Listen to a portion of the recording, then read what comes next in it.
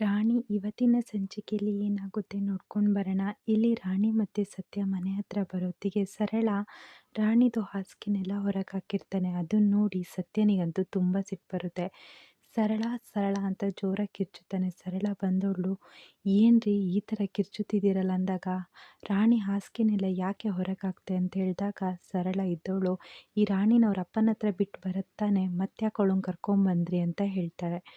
ಅದನ್ನು ಕೇಳಿ ರಾಣಿ, ಮಾಮ ನಾನಂತೂ ಅವ್ರ ಜೊತೆ ಹೋಗಲ್ಲ ಅಂತ ಹೇಳ್ತಾರೆ. ಕೇಳಿದೆ ತಾನೆ, ರಾಣಿಗೆ ಅವ್ರ ಅಪ್ಪನ ಜೊತೆ ಹೋಗೋಕ್ಕೆ ಇಷ್ಟ ಇಲ್ಲ. ಅದು ಅಲ್ಲದೆ ಅಂಥ ನೀಚನ ಹತ್ರ ನಾನು ಕಳಿಸಲ್ಲ ನೋಡು, ಸುಮ್ಮನೆ ಇದನ್ನು ಎತ್ತಿಡು ಅಂತ ಹೇಳ್ತಾರೆ. ನೋಡ್ರಿ, ನಮ್ಮ ಮಕ್ಕಳು ಹೇಗೆ ಅವ್ರ ಅಪ್ಪ ಅಮ್ಮನ ಜೊತೆ ಬೆಳೀತಿದ್ದಾರೋ ಹಾಗೆ ರಾಣಿನೂ ಅವ್ರ ಅಪ್ಪನ ಜೊತೆ ಬೆಳಿಬೇಕು. ಇವ್ರ ಅಮ್ಮಂದು ಕಾಟ ತಾಳಕ್ಕಾಗ್ತಾ ಇಲ್ಲ. ಇವರಿಬ್ಬರಿಂದ ನಮಗೆ ಮುಕ್ತಿ ಸಿಕ್ಕಿದ್ರೆ ಸಾಕು ಅಂತ ಅನಿಸ್ತಿದೆ. ದಿನಾಲೂ ಮನೇಲಿ ಏನಾದ್ರು ಒಂದು ಯೋಚನೆ ಆಗ್ತಾನೆ ಇರುತ್ತೆ. ನೋಡಿದ್ರಾ ಲೋಹಿತ ಈ ಸಲ ಎಕ್ಸಾಮಲ್ಲಿ ಎಷ್ಟು ಕಮ್ಮಿ ಮಾರ್ಕ್ ತೆಗೆದಿದ್ದಾಳೆ ಗೊತ್ತಾ? ಅದಕ್ಕೆ ಕಾರಣ ಈ ರಾಣಿ ಸಮಸ್ಯೆಯಿಂದನೇ ಆ ಲೋಹಿತ ಅಷ್ಟು ಕಮ್ಮಿ ಮಾರ್ಕ್ಸ್ ತೆಗೆದಿದ್ದಾಳೆ ಅಂತ ಹೇಳಿಬಿಡ್ತಾಳೆ. ಅದನ್ನು ಕೇಳಿ ಸತ್ಯ ಹೇಳ್ತಾನೆ, ಏನು ಹೇಳ್ತಿದ್ಯಾ? ಇದಕ್ಕೆಲ್ಲ ಸಮಸ್ಯೆ ಇದಾ ಲೋಹಿತ? ಹೌದಾ, ಮಾರ್ಕ್ಸ್ ಕಮ್ಮಿ ತೆಗೆದಿದ್ಯಾ ಅಂತ ಕೇಳಿದಾಗ ಹೌದು ಅಂತ ಹೇಳ್ತಾಳೆ. ಅವಳನ್ನ ಯಾಕ್ರಿ ನೋಡ್ತಿದ್ಯಾರ? ಅವಳು ಕಮ್ಮಿ ಮಾರ್ಕ್ಸ್ ತೆಗಿಯೋಕ್ಕೆ ಕಾರಣನೇ ನಿಮ್ಮ ತಂಗಿ ಮಗಳು ಅಂತ ಹೇಳ್ತಾಳೆ. ನೋಡು ಸರಳ, ಏನೇನೋ ಹೇಳಬೇಡ ಅಂತ ಹೇಳಿ ರಾಣಿ ಬಾಮ್ಮ ಅಂತ ಹಾಸಿಗೆನ ತಗೊಂಡು ಸತ್ಯ ಹೋಗ್ಬಿಡ್ತಾನೆ. ಸರಳ ಇದ್ದವಳು, ನೋಡ್ದ್ಯಮ್ಮ ನಾನು ಹೇಳಲಿಲ್ವಾ, ಅವ್ರ ತಂಗಿ ಮಗಳನ್ನಂತೂ ಇವ್ರು ಯಾವ ಕಾರಣಕ್ಕೂ ಬಿಡೋದೇ ಇಲ್ಲ ಅಂದಾಗ, ಲೋಹಿತ ಇದ್ದವಳು, ಅಜ್ಜಿ ನೀವು ಮೊದಲು ಹೇಳಿದ್ರಲ್ಲ ಅದೇ ಮಾಡೋಣ, ಅದು ಮಾಡಿನೇ ರಾಣಿನ ಈ ಮನೆಯಿಂದ ಕಳಿಸೋಣ ಅಂತ ಹೇಳ್ತಾರೆ. ಚಂದು ಇದ್ದವನು, ಏನು ಪ್ಲ್ಯಾನ್ ಮಾಡಬೇಕು ಅಂತಿದ್ದೀರಾ ಅಂದಾಗ, ನೋಡ್ತಿರೋ ರಾಣಿನೇ ತಾನಾಗೇ ಹೋಗಬೇಕು, ಆ ಥರ ಪ್ಲ್ಯಾನು ನಾವು ಮಾಡ್ತಾ ಇದ್ದೀವಿ ಅಂತ ಹೇಳ್ತಾರೆ. ಈ ಕಡೆ ಒಂದು ಕಡೆ ಸಾರಿಕಾ ಮತ್ತು ವರ್ಧ ಕೂತ್ಕೊಂಡು ಮಾತಾಡ್ತಿರ್ತಾರೆ. ಸಾರಿಕಾ ಹೇಳ್ತಾರೆ, ನೋಡೋಣ ಇನ್ನು ಆ ಬಾಲ ಸುಮ್ಮನೆ ಕೂರನಲ್ಲ, ಅವನು ಹೇಗಾರು ಮಾಡಿ ಕಾವೇರಿನ ಹೊರಗೆ ತರಬೇಕು ಅಂತ ಪ್ಲ್ಯಾನ್ ಮಾಡ್ತಾನೆ ಇರ್ತಾನೆ. ಅದೂ ಅಲ್ಲದೆ ಆ ಜೈಲರು ಅಷ್ಟೇ, ಆ ಬಾಲನ ತಲೆಗೆ ಏನೇನೋ ತುಂಬಿದ್ದಾರೆ. ಮೊದಲು ನಿಂದು ಆ ಸಾಕ್ಷಿಯಾಗಿರೋ ಪೆನ್ ಡ್ರೈವ್ನ ತಗೋಬೇಕಣ್ಣ, ಆ ಪೆನ್ ಡ್ರೈವ್ ಬರೀ ಸಾಕ್ಷಿ ಅಲ್ಲ, ನಿನ್ನ ಭವಿಷ್ಯನೇ ಅದರಲ್ಲಿದೆ ಅಂದಾಗ ವರ್ಧ ಇದ್ದನು, ಸಾರಿಕಾ ನಾನು ಸುಮ್ಮನೆ ಕೂತಿಲ್ಲ, ನನ್ನ ಕೆಲಸ ನಾನು ಸ್ಟಾರ್ಟ್ ಮಾಡಿದ್ದೀನಿ ಅಂತ ಹೇಳಿ ರೌಡಿಗಳಿಗೆ ಫೋನ್ ಮಾಡ್ತಾನೆ. ರೌಡಿಗಳು ಫೋನ್ ರಿಸೀವ್ ಮಾಡಿ, ಆ ಪೆನ್ ಡ್ರೈವ್ ಎಲ್ಲಿದೆಯೋ, ಆ ಸ್ಕೂಲ್ ಬ್ಯಾಗ್ ಎಲ್ಲಿದೆ ಅಂತ ಸಿಕ್ತಾ ಅಂತ ಕೇಳ್ತಾರೆ. ಇಲ್ಲ ಅಣ್ಣ, ಅದನ್ನೇ ಸರ್ಚ್ ಮಾಡ್ತಾ ಇದ್ದೀವಿ, ಅದು ಯಾವುದೋ ಆಟೋದಲ್ಲಿತ್ತಲ್ಲ, ಆ ಆಟೋ ಯಾರ್ದು ಅಂತ ಗೊತ್ತಾಯಿತು ಅಂತ ಹೇಳ್ತಾನೆ. ಯಾರ್ದು ಅಂದಾಗ ಅದು ನೋಡಿದರೆ ಸೀನುದು ಅಂತ ಹೇಳ್ತಾರೆ. ಹೌದಾ, ಅವ್ರ ಮನೆ ಅಡ್ರೆಸ್ಸು, ಅವ್ರ ಫ್ಯಾಮಿಲಿ ಬ್ಯಾಕ್ಗ್ರೌಂಡ್ ಎಲ್ಲ ತಿಳ್ಕೊಂಬನ್ನಿ ಅಂತ ರೌಡಿಗಳಿಗೆ ಹೇಳ್ತಾರೆ. ಈ ಕಡೆ ರೌಡಿಗಳು ಸಹ, ಅಣ್ಣ ಹೇಳಿದ್ದಾರೆ ಕಣ್ರೋ, ಆಟೋದಲ್ಲಿ ಅಡ್ರೆಸ್ ಯಾರ್ದಿದೆಯೋ ಅವ್ರ ಬ್ಯಾಕ್ಗ್ರೌಂಡು, ಫ್ಯಾಮಿಲಿ ಅಡ್ರೆಸ್ ಎಲ್ಲ ತಿಳ್ಕೊಳಕ್ಕೆ ಹೇಳಿದ್ದಾರೆ, ಇವತ್ತೇ ಸ್ಟಾರ್ಟ್ ಮಾಡೋಣ ಅಂತ ಹೇಳ್ತಾರೆ. ಆಗ್ಬೋದಣ್ಣ, ಮೊದಲು ನಾವು ಆ ಸಾಕ್ಷಿ ನಮ್ಮ ಕೈಗೆ ಬರಬೇಕು, ಅದೊಂದು ಸಿಕ್ಕಿದರೆ ಸಾಕು ಅಂತ ಹೇಳ್ತಾ ಇರ್ತಾರೆ. ಇನ್ನೊಂದು ಕಡೆ ಇಲ್ಲಿ ಸತ್ಯ ಲೋಹಿತನಿಗೆ ಪಾಠ ಮಾಡ್ತಾ ಇರ್ತಾನೆ. ಯಾಕಂದರೆ ಕಮ್ಮಿ ಮಾರ್ಕ್ಸ್ ಬಂದಿರುತ್ತಲ್ಲ, ಓದು ಇದನ್ನು ನೋಡ್ಕೊಂಡು ಬರಿ ಅಂತ ಹೇಳ್ತಾ ಇರ್ತಾರೆ. ಅಷ್ಟೊತ್ತಿಗೆ ರಾಣಿ ಬಂದರು, ಮಾವ ನಂದು ಬ್ಯಾಗು ಪುಸ್ತಕ ಏನೂ ಕಾಣಿಸ್ತಿಲ್ಲ ಅಂತ ಹೇಳ್ತಾರೆ. ಇಲ್ಲ ರಾಣಿ, ಅಲ್ಲೇ ಎಲ್ಲ ಇರ್ಬೋದು ನೋಡು ಅಂತ ಹೇಳಿದಾಗ, ಇಲ್ಲ ಮಾವ ಎಲ್ಲ ಕಡೆ ಹುಡುಕ್ದೆ, ಆದರೆ ನಂದು ಸ್ಕೂಲ್ ಬ್ಯಾಗು ಪುಸ್ತಕ ಏನೂ ಕಾಣಿಸ್ತಿಲ್ಲ ಅಂತ ಅಳ್ತಾ ಹೇಳ್ತಾಳೆ. ಅಷ್ಟೊತ್ತಿಗೆ ಸರಳಂಗೆ ಕರೀತಾಳೆ. ಸರಳ ಅಂತ, ಏನ್ರಿ ಮತ್ತೆ ಅಂದಾಗ, ರಾಣಿದು ಸ್ಕೂಲ್ ಬ್ಯಾಗು ಎಲ್ಲಿ ಅಂದಾಗ, ನನಗೇನ್ರಿ ಗೊತ್ತು, ನನಗೆ ಅದೆಲ್ಲ ಏನೂ ಗೊತ್ತಿಲ್ಲ ಅಂತ ಹೇಳ್ತಾರೆ. ಆವಾಗ ಚಂದು ಇದ್ದವನು, ಅಪ್ಪ ರಾಣಿ ಸ್ಕೂಲ್ ಬ್ಯಾಗ್ನೆಲ್ಲ ಅಮ್ಮ ಗುಜ್ರಿಗೆ ಕೊಟ್ಟರು ಅಂತ ಹೇಳ್ತಾರೆ. ಆವಾಗ ಸತ್ಯಂಗೆ ಅದು ಕೇಳಿ ಅಂತೂ ಇನ್ನೂ ಸಿಟ್ಟು ಬರುತ್ತೆ.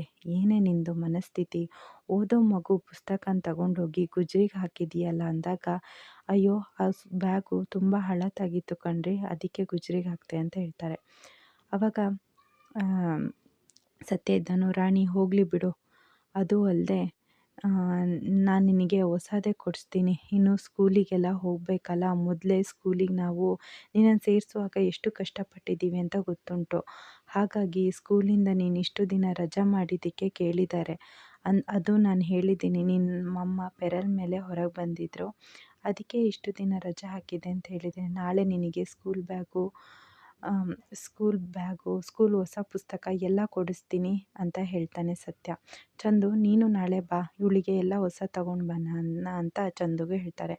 ಚಂದು ಇದ್ದವನು ರಾಣಿ ನೋಡಿದ್ಯಾ, ಆಗೋದೆಲ್ಲ ಒಳ್ಳೇದಕ್ಕೆ ನೋಡು, ಅದು ಹೋಗಿದ್ದಕ್ಕೆ ತಾನೇ ನಿನಗೆ ಹೊಸ ಬ್ಯಾಗು ಹೊಸ ಪುಸ್ತಕ ಬರುತ್ತೆ ಅಂತ ಈ ಕಡೆ ಚಂದು ಹೇಳ್ತಿರ್ತಾರೆ. ಈ ಕಡೆ ರಾಣಿ ಚಂದು ಮತ್ತು ಸತ್ಯ ಒಳಗೆ ಹೋಗ್ಬಿಡ್ತಾರೆ. ಸರಳ ಹೇಳ್ತಾಳೆ, ನೋಡಮ್ಮ ನಾನು ನೋಡಿದರೆ ಆ ಗುಜ್ರಿಗೆಲ್ಲ ಕೊಟ್ಟು ಸ್ವಲ್ಪ ದುಡ್ಡು ಬರುತ್ತೆ ಅಂತ ಅಂದ್ಕೊಂಡ್ರೆ, ಆ ದುಡ್ಡಿಗಿಂತ ಇವರೇನಾದ್ರು ಹೊಸ ಬ್ಯಾಗು ಹೊಸ ಪುಸ್ತಕ ತೊಟ್ಟರೆ ಆ ಗುಜ್ರಿಯಿಂದ ಬಂದಿರೋ ನನಗೆ ಲಾಭವೂ ಸಿಗಲ್ಲವಲ್ಲ ಅಮ್ಮ ಅಂತ ಹೇಳ್ತಾ ಇರ್ತಾರೆ. ಆವಾಗ ಲೋಹಿತ ಎದ್ದಳು, ಅಮ್ಮ ನಾವು ಹಿಂಗೆ ಇದ್ದರೆ ಆಗಲ್ಲ, ಹೇಗಾರು ಮಾಡಿ ಅಜ್ಜಿ ಹೇಳ್ದಂಗೆ ಪ್ಲ್ಯಾನ್ ಯೂಸ್ ಮಾಡಿ ಈ ರಾಣಿನ ಹೊರಗೆ ಹಾಕಬೇಕು ಅಂತ ಮಾತಾಡ್ತಿರ್ತಾರೆ. ಇಲ್ಲಿ ನೋಡಿದರೆ ಗೂಗ್ಲಿ ಮತ್ತು ಬಾಲ ಟೀ ಅಂಗಡೀಲಿ ಕೂತ್ಕೊಂಡು ಮಾತಾಡ್ತಿರ್ತಾರೆ. ಇನ್ಯಾವ ಕಾರಣಕ್ಕೂ ರಾಣಿ ಮತ್ತು ಕಾವೇರಿ ನನ್ನನ್ನಂತೂ ಕ್ಷಮಿಸಲ್ಲ, ನನ್ನ ನೋಡಿದ್ರೂ ಆಗ್ತಾನೇ ಇಲ್ಲಲ್ಲ ಅಂತ ಹೇಳ್ತಾ ಇರೋ ಅಷ್ಟೊತ್ತಿಗೆ ಬಾಲ ಇದ್ದವನು ದೂರದಲ್ಲಿ ಒಂದು ಬ್ಯಾಗ್ನ ನೋಡ್ತಾನೆ. ಅಯ್ಯೋ, ಆ ಬ್ಯಾಗ್ ನೋಡಿದರೆ ರಾಣಿದಲ್ವಾ ಅಂತ ಅದ್ರ ಹತ್ರ ಬಂದು ಇದು ರಾಣಿ ಬ್ಯಾಗು ಅಂತ ಹೇಳ್ತಾನೆ. ಇದು ರಾಣಿ ಬ್ಯಾಗಲ್ಲ ಅಂತ ಗುಜ್ರಿ ಅಂಗಡಿ ಹತ್ರ ಬಂದು ಗುಜ್ರಿ ಅವ್ರ ಹತ್ರ ಕೇಳ್ತಾರೆ.